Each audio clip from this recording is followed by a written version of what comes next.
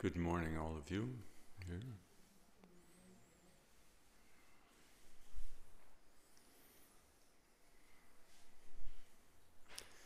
I wish I had this automatic button where without any effort I could levitate you all, rearrange the cushions and chairs so that you would all come closer, but none of you would feel crowded.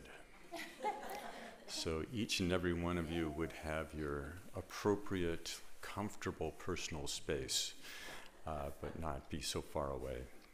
And it's one of the things that I always feel a little bit badly about is that people in chairs often are kind of intrinsically given sort of a second-class attendance.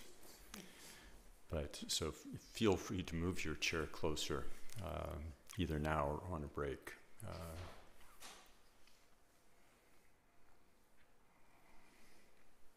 And thank you all who bravely moved up. I thought you did that. My name is Bill Spangle. This is Sopa Heron here. And my task for the day is to offer you a presentation entitled Introduction to the Mahamudra Program.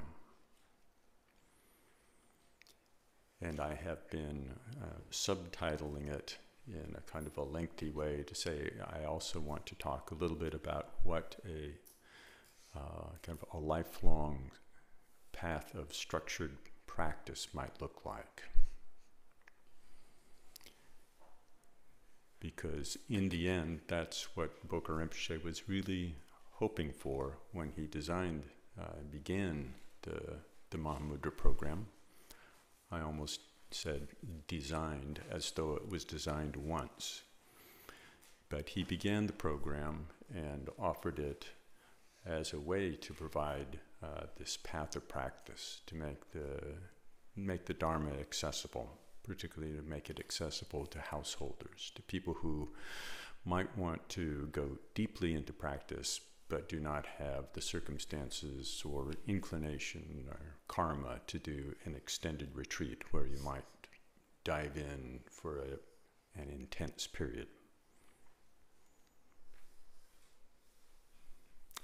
And the program did evolve over time.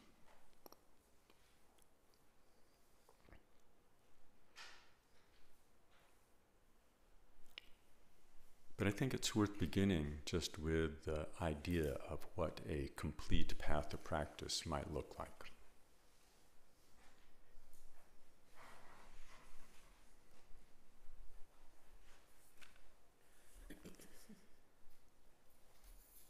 And one could approach this in many ways.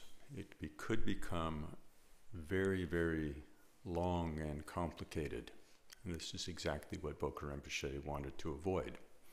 Having something that seemed so unwieldy and hard to keep track of that you couldn't do it. It's worth then going to the other extreme.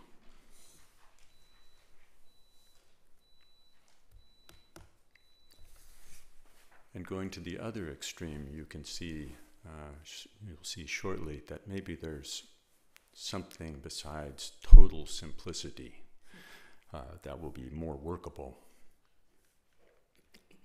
During the 96 seminar, Bokar Rinpoche fairly early on offered teachings on the 6-point of Tilopa, the 6-point teaching of Tilopa, which I know that Eric Fromme has, he mentioned that sometime in the last year, but for a refresher, and for introduction to those who haven't heard it before. The first points have to do with how to place the mind. And they will seem quite familiar from the perspective of calm abiding practice.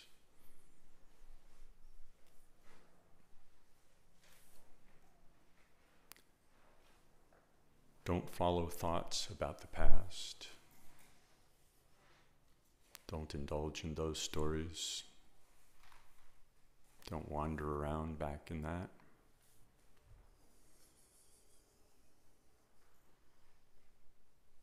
Don't follow thoughts that arise that are about future and plans.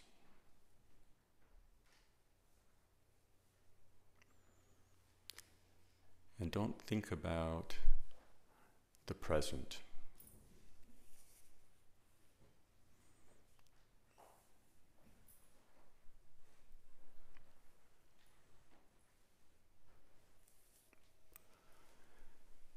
But then it gets more interesting.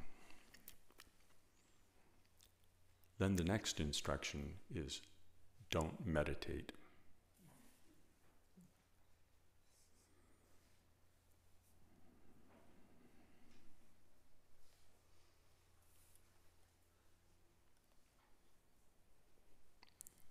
So as it was translated, no meditation, nothing to meditate on or with. If you're not dwelling on the thoughts of the three times, what do you hold on to? Nothing to hold on to. No meditation. And the fifth one is no analysis. Analysis being kind of a familiar thing in some practices, whether it's intellectual or just the experiential analysis or investigation of experience.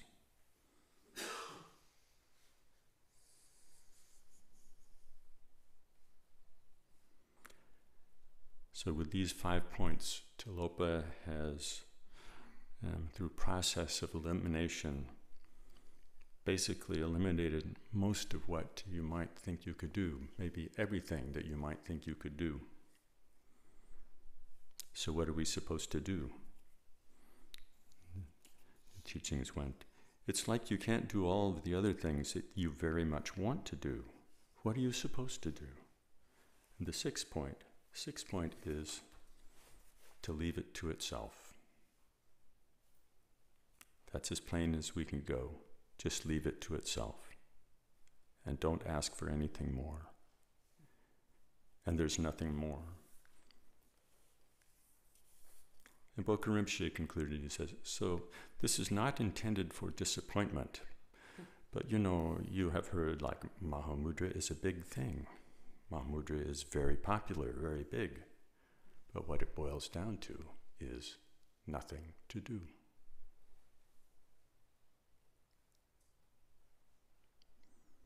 Nothing to do, nothing to do. He even said that in English. It's in the midst of the Tibetan. So just in case the translator might have had a hard time thinking what to say. So nothing to do. So we've kind of finished the program, and it's 10 minutes after 9.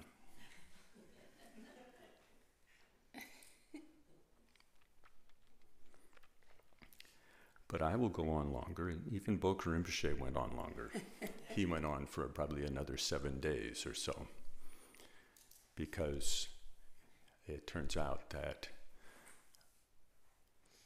it's very, very hard to see what we're doing. And when we can't see what we're doing, the notion of nothing to do is it's challenging. We wouldn't know how to approach it, really. So in the meantime, there's a lot to do. And that's where the path starts to get complicated again.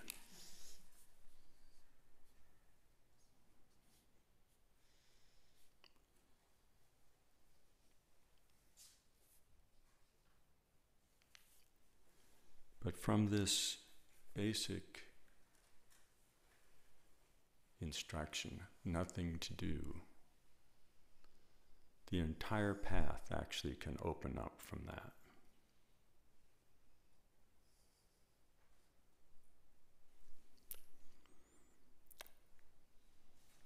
the entire path, whether it's the progression of practices that lead us to insight about the nature of mind and the nature of phenomena,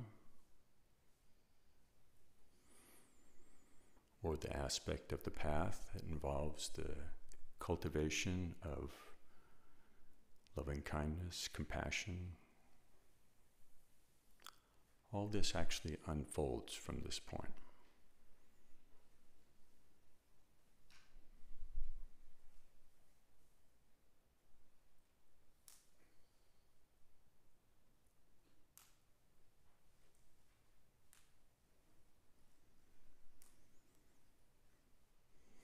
And this all has to do with overcoming confusion and suffering, not only for ourselves, but for all beings, since this is the Mahayana outlook. All these teachings arise in the context of the Mahayana view. It's not just liberation from a point of view of self.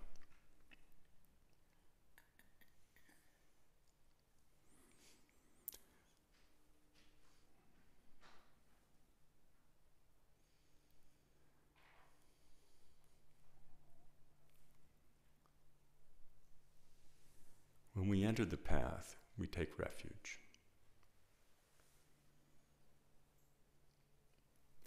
And there are these little words right at the beginning of the refuge prayer. They're kind of like the fine print in the refuge contract. Until the summit of enlightenment is reached.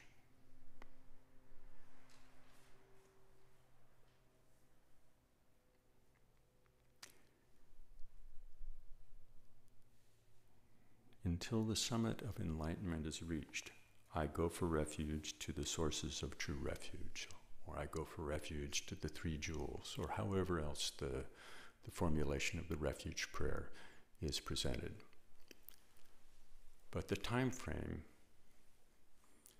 is stated in terms of until the summit of enlightenment is reached.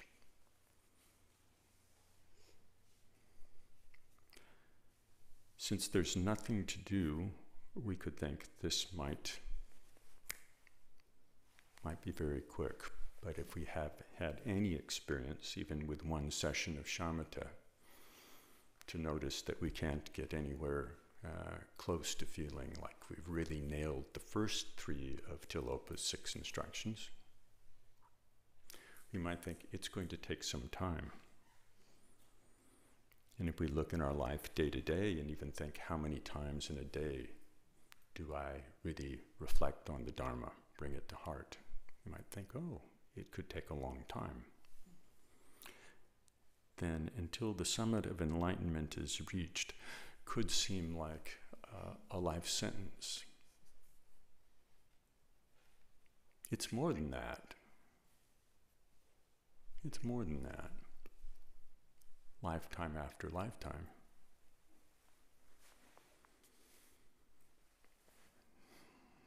As it said, to amplify it on a little bit in the prayer, how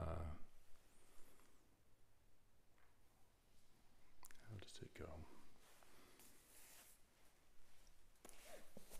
In all my lifetimes, birth after birth, may I never be separated from the perfect Lama and so enjoy the splendor of the Dharma. Perfecting fully the qualities of the stages and path, may I quickly attain the state of Vajradhara. Lifetime after lifetime.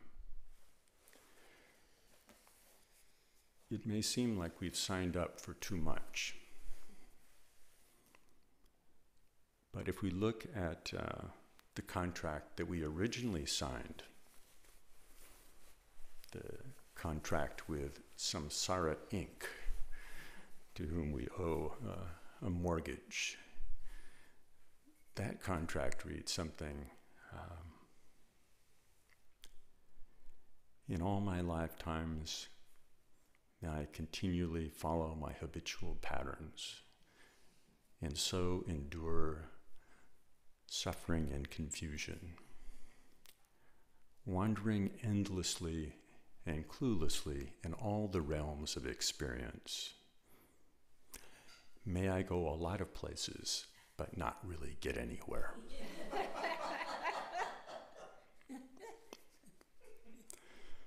So in comparison, the notion of thinking of a lifetime of practice, of Dharma practice, we could think, well, we have a lifetime of practice, we have lifetimes of practice, just what are we practicing?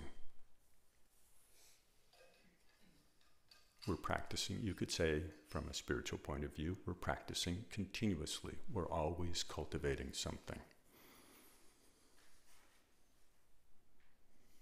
You could say we're always going for refuge.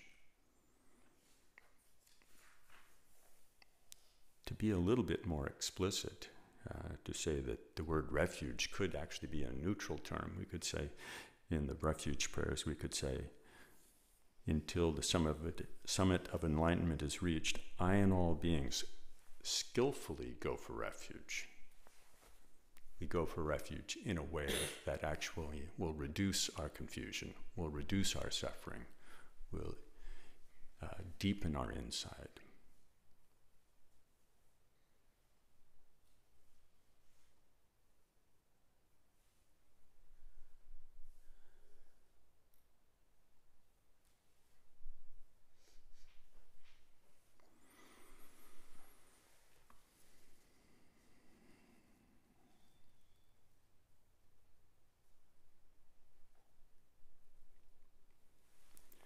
So if we've taken refuge in the Buddha, Dharma, and Sangha,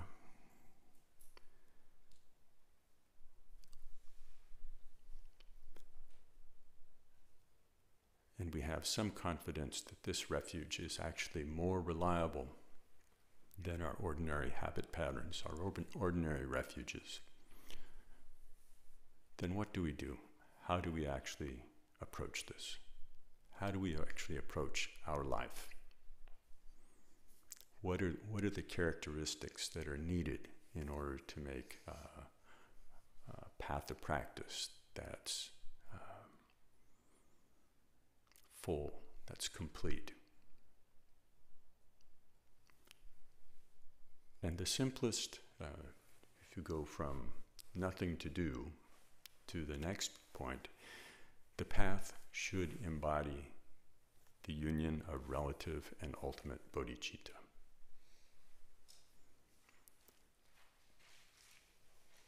It should embody both the side of practice where we begin by cultivating loving kindness and compassion,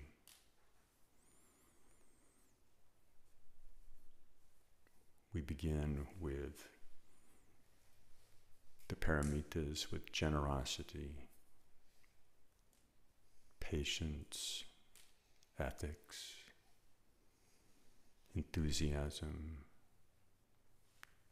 deepening our stability, deepening our wisdom.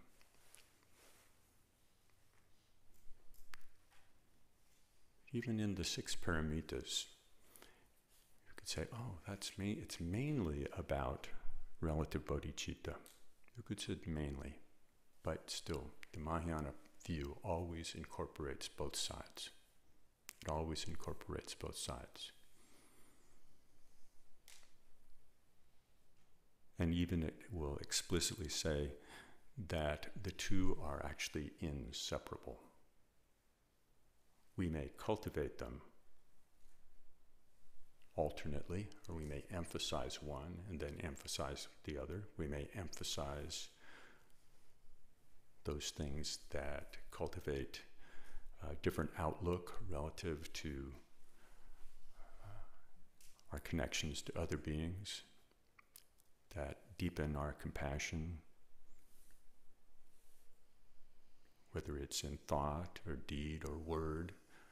We may emphasize that at one time. At other times, we may just simply emphasize the side of letting all the activity settle, something that will be very familiar, more familiar from the point of view of the 6 points of Talopa.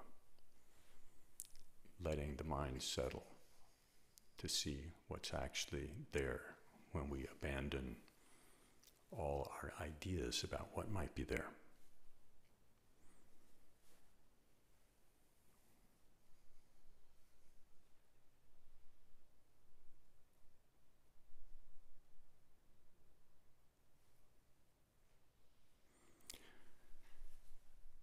So if we have some appreciation for how it is that we might set out on the path,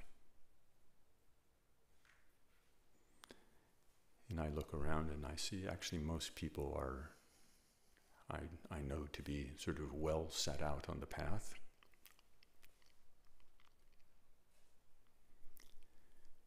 As we set out and we have this appreciation for some of the methods that we might use for cultivating loving kindness and compassion, some of the methods that we might use for stabilizing the mind and beginning to see more clearly.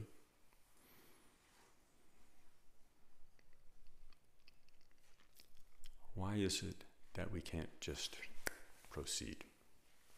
What stands in the way?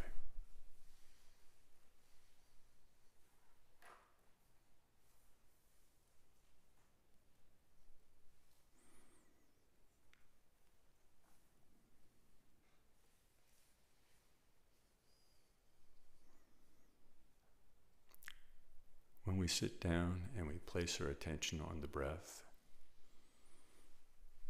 and like a good master of a dog, when we say sit, the dog's supposed to sit. And when we say sit, the mind is supposed to sit. And then we see what happens instead. And oftentimes we don't even see what happens.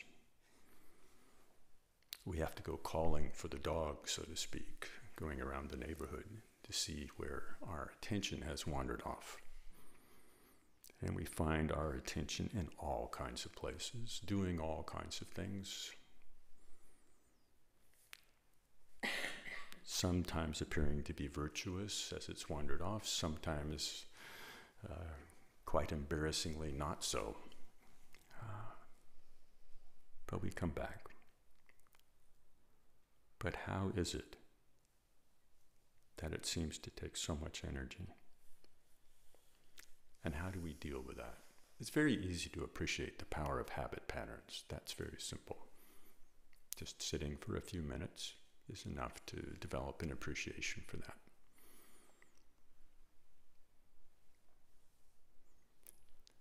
Making the wish to engage more positively in challenging circumstances in our life is quite easy to do. It's also quite easy to find how quickly even the memory of having made that aspiration disappears.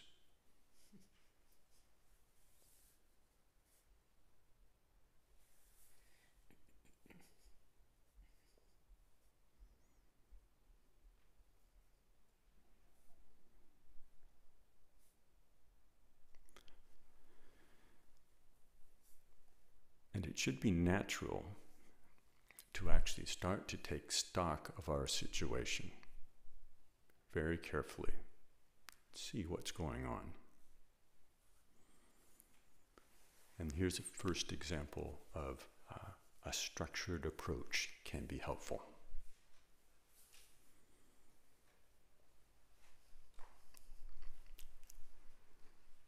The teachings about the four thoughts that turn the mind are exactly this kind of structured approach. How to take stock of our situation, how to look carefully at what's really going on in our lives, in our experience.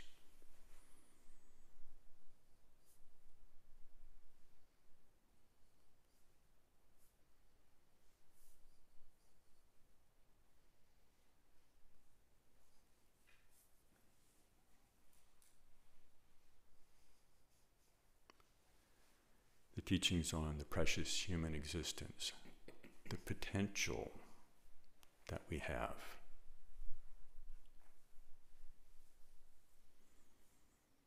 the rarity of the opportunities that we're presented with in this life, the rarity of having any space to even reflect on the rarity of the precious human existence. The rarity of connecting with teachings and methods of practice that allow us to investigate our experience that allow us to set some kind of other possible future other than the lifetime after lifetime may I wander cluelessly throughout realms of experience. It's very rare. It's impermanent in spite of all the things that we appear to do that are based on this notion that we have infinite time to plan for.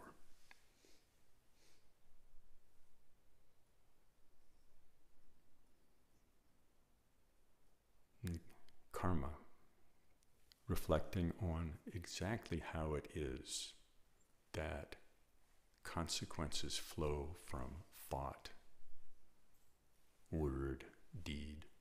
Exactly how does that play out?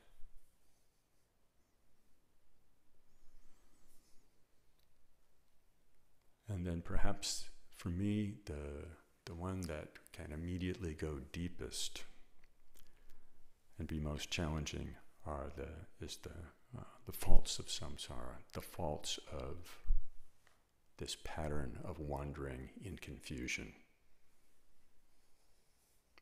How is it that confusion actually arises in my stream of experience?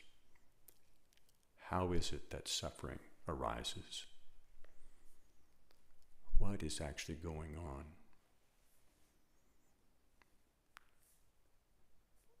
It becomes kind of a mixture with the contemplations of karma to really see deeply into that. But if we look very, very carefully at our own experience and take these things seriously and do this over and over again, it changes our life.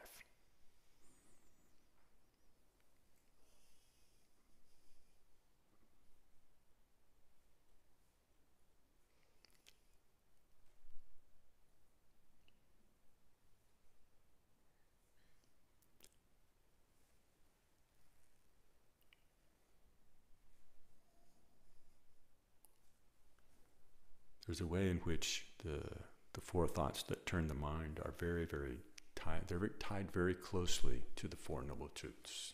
The truth of suffering, the cause of suffering, the truth of cessation, that it's possible to go beyond, and the truth of the path. And I always thought it was kind of interesting that Kala Rinpoche and many other lamas teach very, very often about the four thoughts. And less so about the Four Noble Truths. They don't avoid it at all, but to really push into your own experience. How does confusion and suffering arise in my own experience? Very much the First Noble Truth. How does it arise? Also the Second Noble Truth, the cause.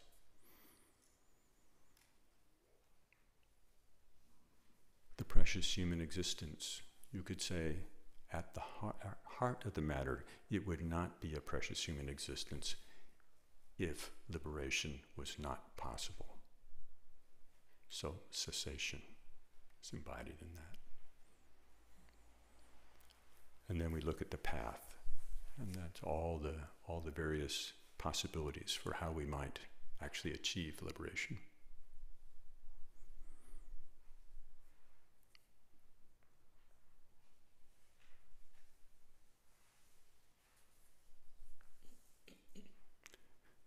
So this is one structured approach.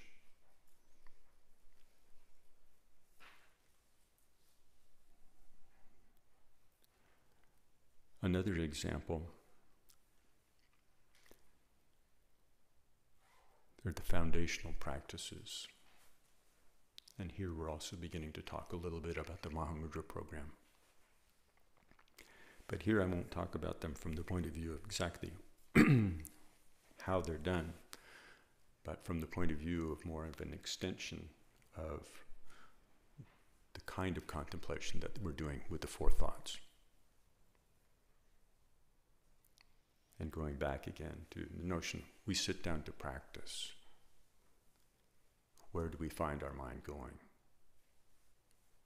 What does it settle on as satisfying to chew on? In that, you can see what it is that you usually take refuge in, the patterns and habits that you take refuge in. Both the content, the topics that arise. I think about this relationship that I have, or I think about this thing that I want, or this thing I don't want.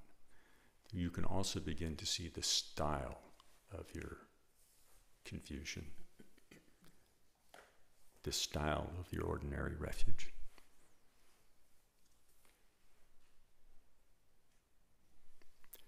And so it helps to, in a formal way, actually concentrate on cultivating a sense of refuge in the Buddha, the Dharma, the Sangha, a sense of refuge in the deep possibility of the path. And this is the first of the foundational practices, refuge and bodhicitta, which in the formal practice involves prostrations. It also involves holding in our mind the notion that we are not separated, we're not at some great distance from enlightenment, we're not at some distance from the examples of those beings who have attained enlightenment, and we're not disconnected from beings. We're continuously connected to all sentient beings. So in the structured practice, then we imagine this, we bring this to bear. So we're using some structure to reinforce the practice of refuge, to really see it clearly.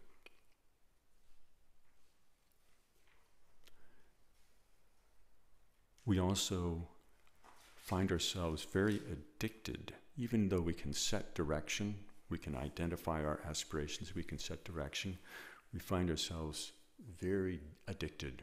One teacher, Ken MacLeod, said, loyal. We find ourselves very loyal to our kleshas. And so abandoning that loyalty is an important piece. That we can also see, just sitting down.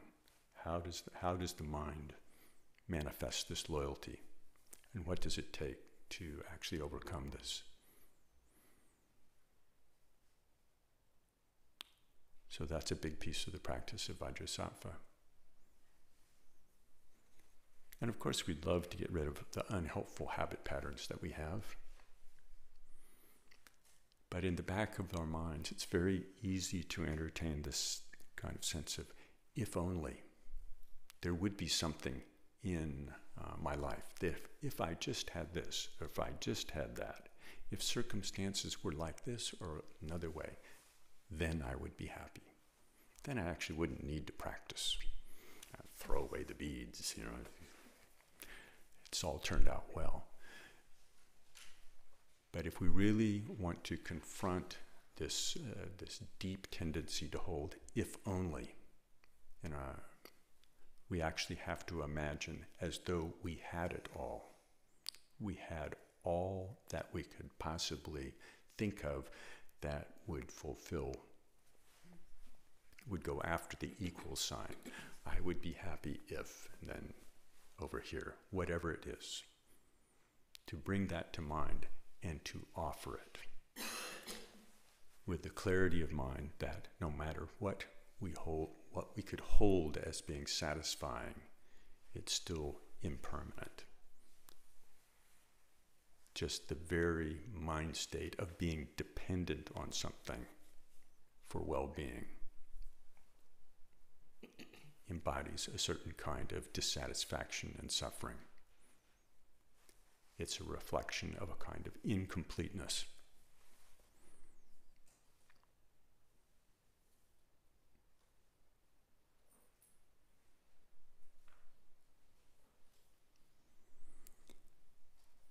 And if we think of ourselves as being somehow incomplete, intrinsically non-enlightened, there is something that we have to step over. We actually have to step over something in order to make deep progress in the path.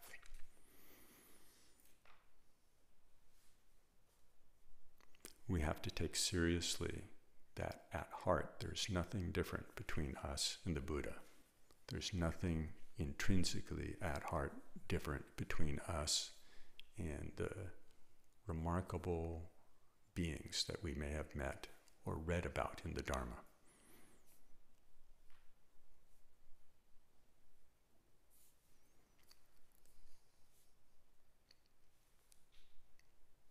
And so there's practice of Guru Yoga that addresses that. So there are ways in which it's very helpful to have a structured approach that can help us see different kinds of places where obstacles or tendencies are hiding out. I have obstacles hiding out in the space where I'm actually find that I'm loyal to my kleshas. In this case, actually, I think desire is really going to work out for me. Or whatever it is, but we have this loyalty. So being able to look at our experience, whether it's through the 4 thoughts or through these 4 foundational practices, to be able to lean in and look at our patterns and to see where things are hiding out in our experience. It's important to have a structured approach. Without a structured approach, it's very easy to only be looking in one direction and not see the entire landscape of what we have in our experience, what we have in our tendencies.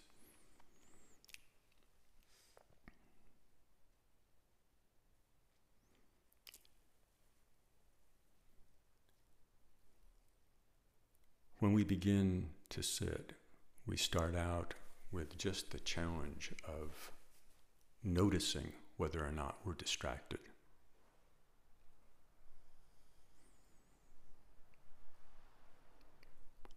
But as time goes by, if we want to actually go deeper in the direction of nothing to do, if we want to go deeper in that direction, we will also need help. If we don't just naturally go there. So we need a progression of practices that allow us to first be able to cultivate some stability, and then based on that stability, begin to examine experience. Begin to examine how all kinds of experience arise in the mind. Begin to examine awareness itself. And these are the insight practices.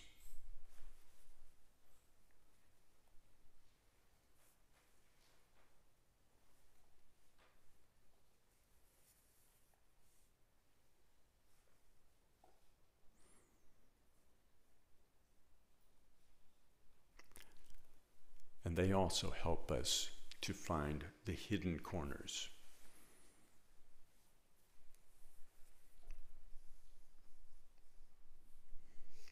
The hidden corners in our patterns of cognition that hold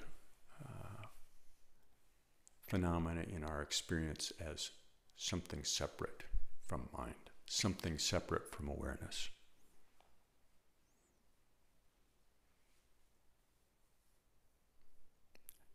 So having the opportunity to really go deeper into this really depends upon having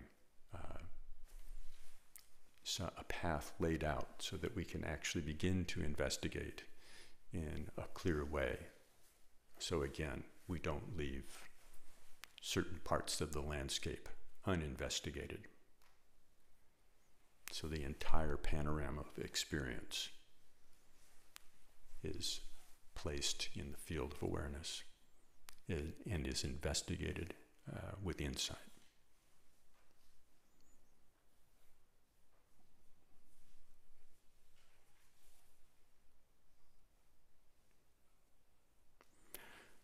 none of this happens quickly. So whether we're talking about sustaining our effort in the development of let's say, the four immeasurables, another structured approach to developing loving kindness, compassion, joy, equanimity. Whether it's the cultivation in that area, or in the area of insight, or any of the other elements, it takes time and it takes sustained effort. And so this is something that is, it's also good to have a structured path of practice in order to be able to have something to come back to over the days, weeks, months, years, decades. Some way of identifying the thread, finding the thread where you left it, and coming back and having some sense of how to collect your energy and proceed again.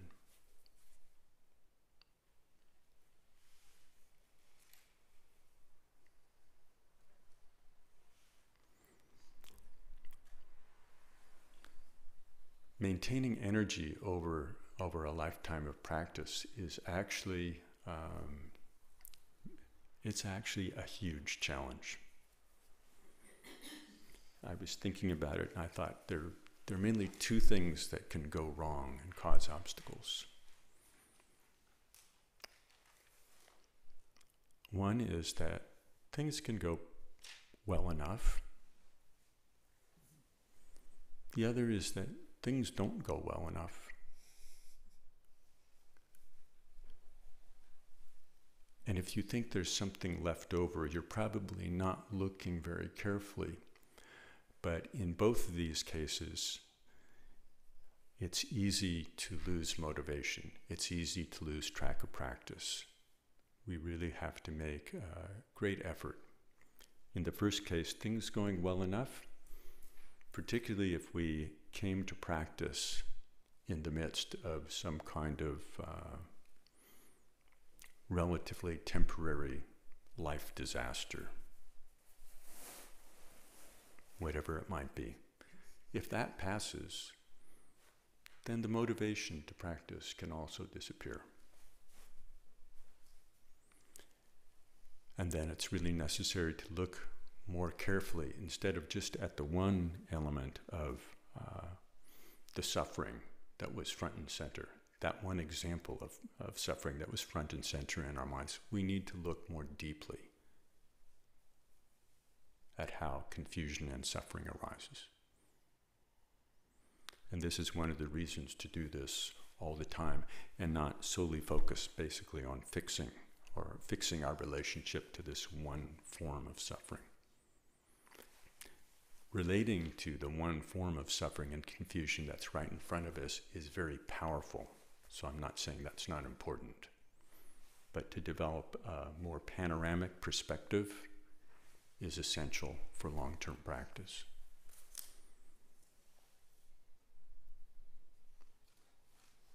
It can also just become kind of boring. It's going well enough, but it's just not, it's not paying. It's just not paying that the salary that we expect. We're not getting raises on a regular basis in terms of our meditation experience and all the things that we would hope. So it can be very easy to lose motivation there. Even experiences that we might have thought were pure gold, completely amazing things, can become kind of, relatively speaking, ho-hum.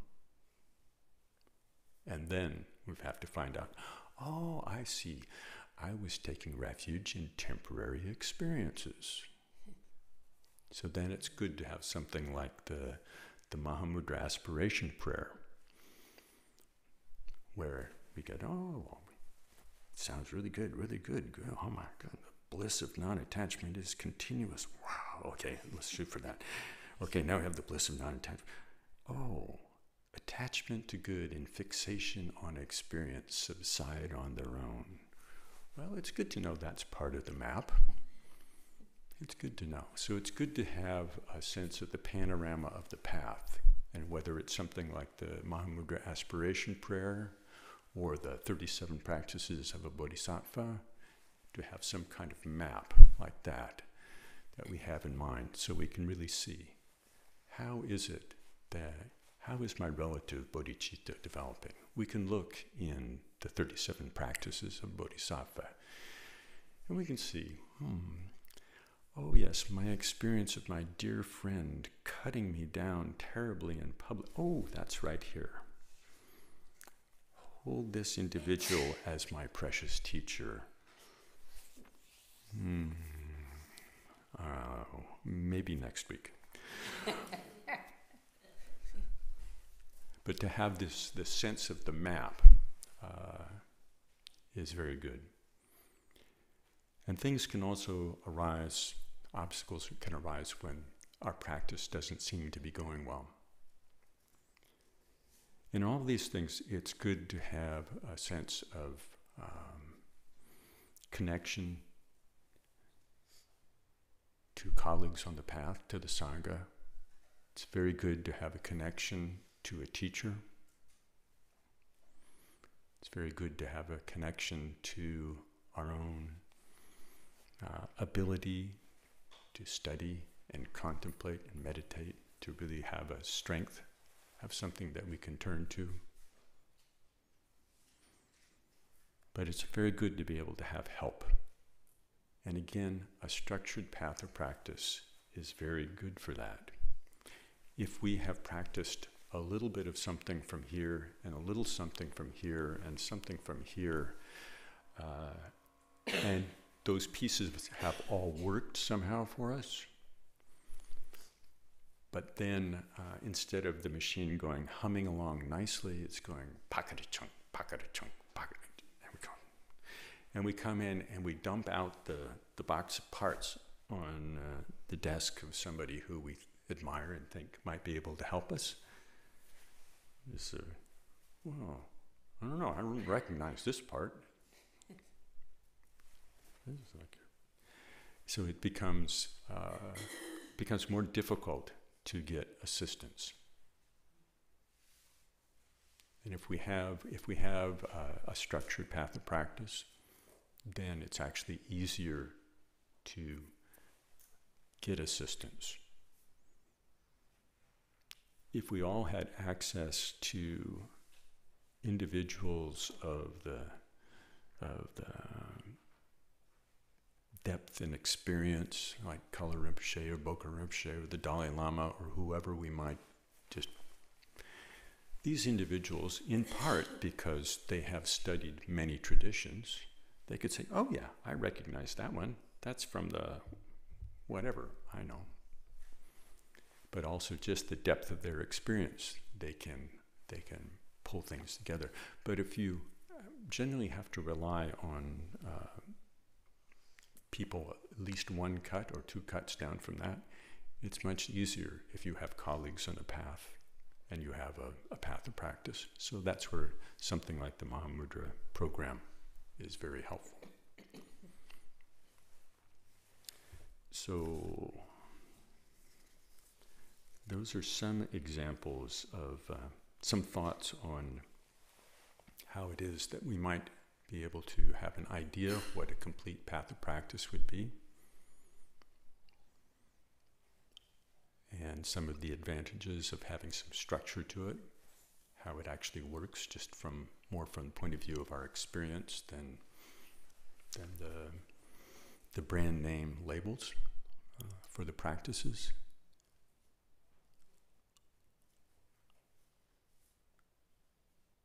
But to go back to where I started, this is actually what Boka Rinpoche was intending to provide. He at pretty much the beginning of every seminar, he said, it's not my job to teach you all the Dharma.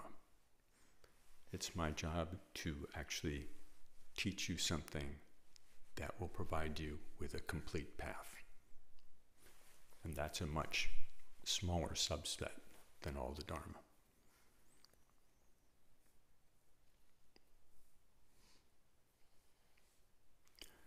So I want to take a break fairly soon here, but do you have any questions on this? The next piece will go on more to the looking at the Mahamudra program from more of a nuts and bolts perspective. I have a question.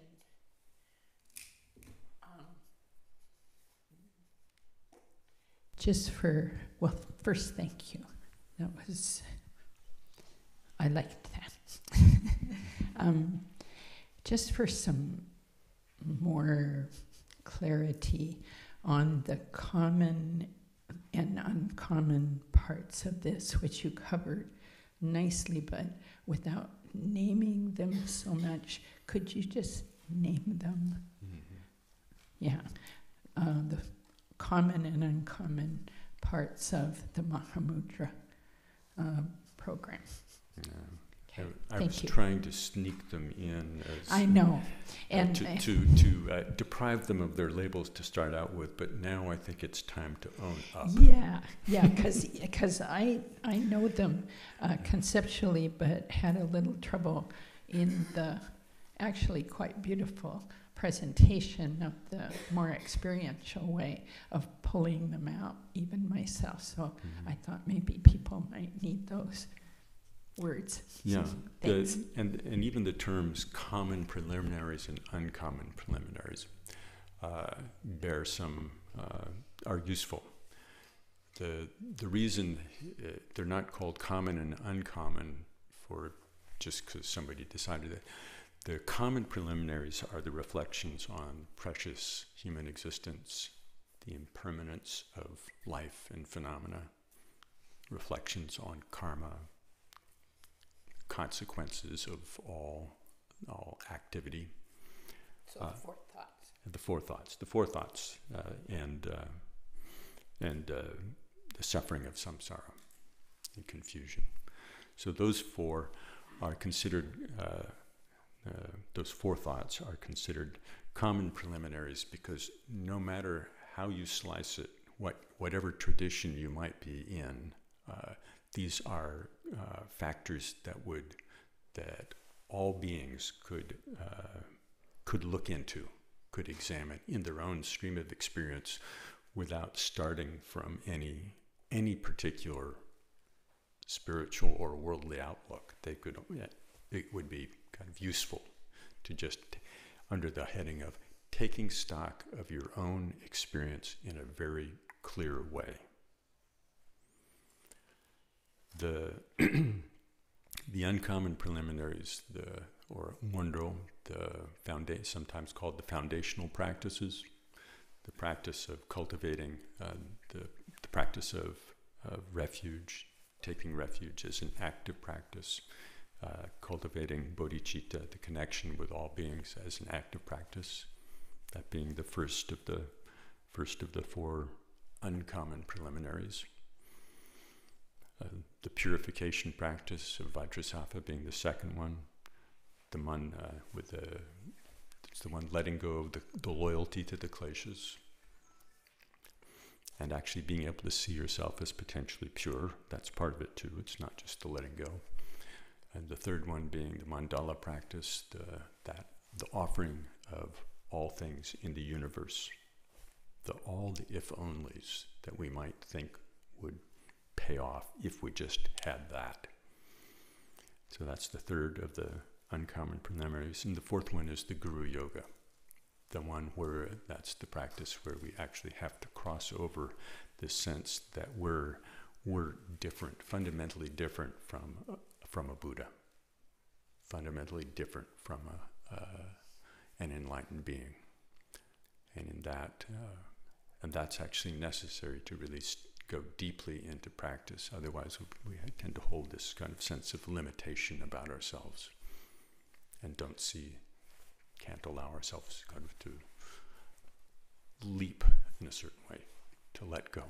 So those are the four of the foundation practices.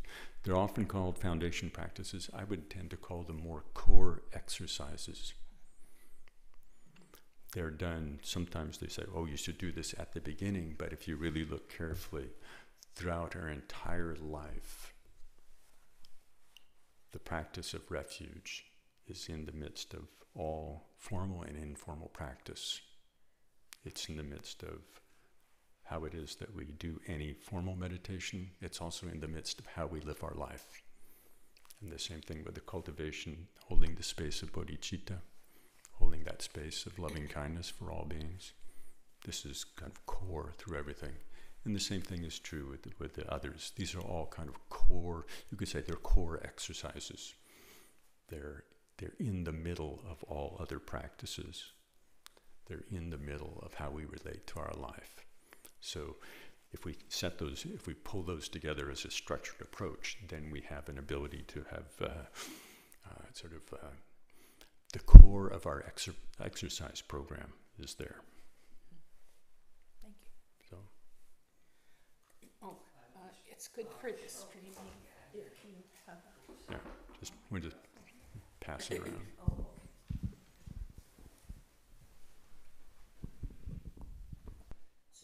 It's not on.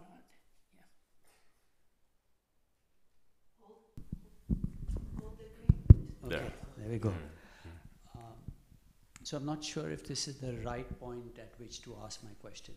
But really, where I'm going with this is, we have our lineage, and we have this program is set in our lineage, and you very well advocated for it. Now, I've also been looking at, how such a program fits within the larger context of Tibetan Buddhism. And Bruce Newman, who is a teacher out of, at least at one point in time, he used to be a teacher out of Ashland, Oregon, and he's part of Gyatro Rinpoche's. So he says that the Tibetan programs are divided into, the sutras, the outer tantra, and the inner tantra. And he takes each of these and he breaks them up. The sutras are broken into the Shravakayana, Pratyeka, Buddhayana, the Bodhisattvayana. The outer tantra into the Kriya Tantra, Upa Tantra, Yoga Tantra. And then the inner tantras are into the Maha Yoga Tantra, Anu Yoga Tantra, and Ati Yoga Tantra. So I don't know what all these words mean. However, what I'd like to understand that makes two of us. I'm familiar with some, yeah. Well, so where I'm going with this is, I understand, I've been with the program off and on, and I'm getting a little bit more serious now. But I'm asking myself the following questions, which is, we've got the common and the uncommon preliminaries. But as you move beyond that, and you move into the yidam practices, and the yidam has the outer, inner, and the secret. At that stage, how does our practice of the generation stage, and how does the practice of the completion stage fit into the yidam practices? And the reason why I ask that, it seems to me, you talk about structure, and he talks about structure too. And clearly the structure at, starting out with the uncommon preliminaries, that makes total sense to me, okay?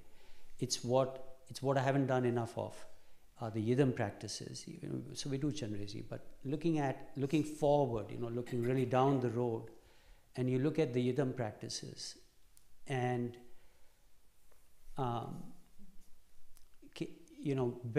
is this the right point where you will talk a little bit about what happens then? No, it's not the right point.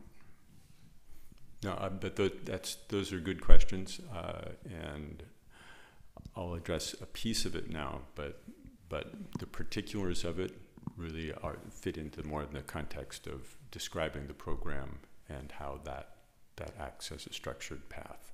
So after our break. But the one thing that I will say, the way that he's offered a breakdown of the structure. There are different traditions and different teachers within traditions that will emphasize those particular divisions and use those particular divisions as a more central feature in parsing out the stages of practice and the structure. And there are others that don't. Bokar Rinpoche, I'm trying to remember if he ever mentioned the distinctions between the levels of Tantra. That was not other teachers like Trungpa Rinpoche taught extensively about it. So not all, Bokar Rinpoche, I think, he was more interested in a simpler structure, something that had less moving parts. So, but those pieces are actually reflected in the work within the practice. But the particular names, the Kriya Yoga, and all those things are not. He did not emphasize those. Okay, you know, there's some teachers who will, for example, teach Dzogchen, right?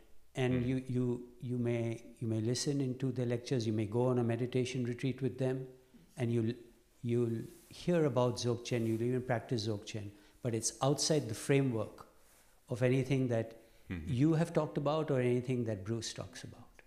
Okay, so I mean, what I wonder is, you know, how come there are teachers in Tibetan Buddhism who will go out and just teach, you know, Dzogchen, right? So that's one question that comes to my mind. Mm-hmm. The second question is that I definitely like to have some flavor of, you know, what, and you'll talk about it, right? What it looks like as part of the Yidam practices. Mm-hmm.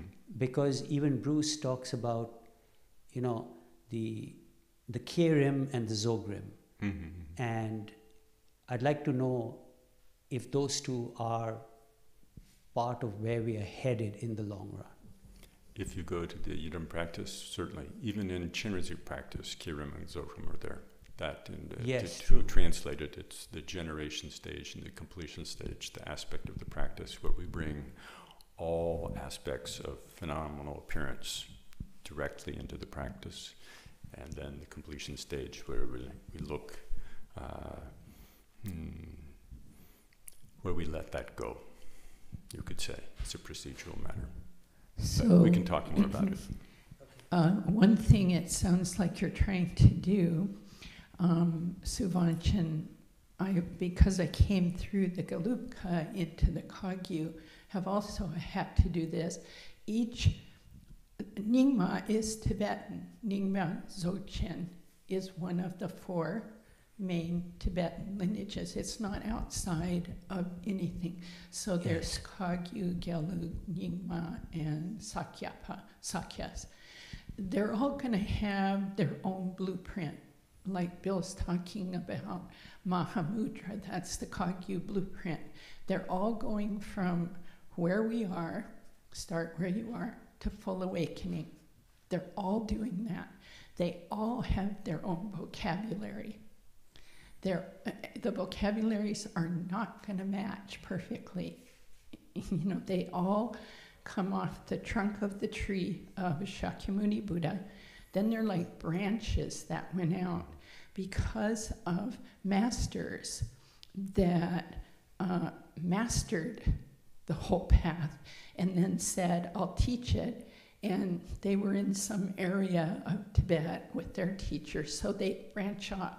Like you could take Christianity, it all goes to Jesus, but then the Protestants, the Catholics, and all the branches of that, they'll look at each other's vocabulary and go, I don't even know. How come you don't say that? Because they don't. So Dzogchen, Nyingma, in our aspiration prayer, it talks about not different. There's a paragraph in our aspiration prayer, Maha'ati, not different, So it's, now I want to say one more thing and then we probably need to take a break, but the point is, and I've seen this in my own habits of approaching, we can look and look and look and study and study and study, and I take the Kagyu blueprint and I put it on the Gelu blueprint and I say, this one's just like it, and this one isn't.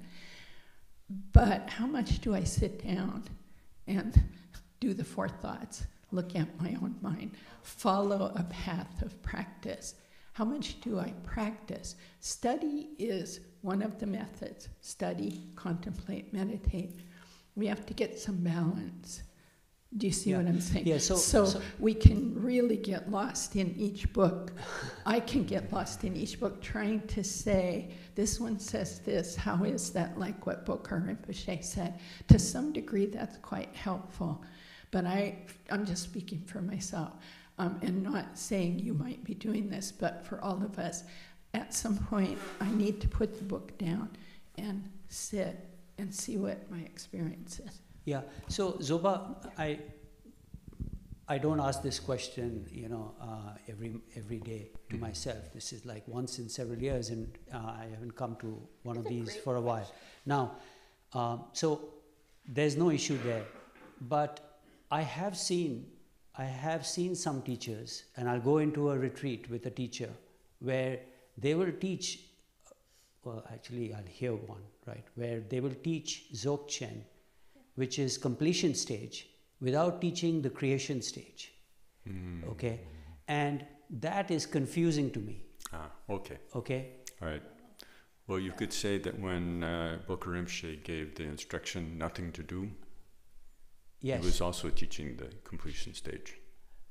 Right, that's right. And if I had the same realization as Bokar Rinpoche and could sit here and actually do it, when I said nothing to do, you might have all, or whoever had karmic connection might have experienced it. That could have been a pointing out instruction. But the pointing out is not in the words. Yeah. It's in the experience, and there's something I would actually have to have deeply realized that before that to happen. But I think we should talk about this separately, because there's there's enough details in there that I would have to explain to other people. But in general, the teachers nowadays often do teach some of these quote very advanced practices quite openly, and there are a variety of reasons for that. Some good and perhaps some not so good. But to the extent that there are good reasons, people actually need to have some sense of inspiration for what get some, at least some conceptual flavor, or maybe even a little bit of experiential, momentary flavor of where the path goes. Because without that, we're not so sure if how much we want to put our foot on the accelerator if we don't know what the steering wheel is going to do. So there is a skillful means in offering those. And Khenpo Rinpoche himself said that it's good for people to have some taste of emptiness, some taste of that, some sense. But then the main work really is in all the to-do. The nothing to do rests upon a lot of seeing all the to-do. That's fruit. Yeah, that's fruit. So maybe we should Thank you. We could take a break now and. Good question. Just kind of far along.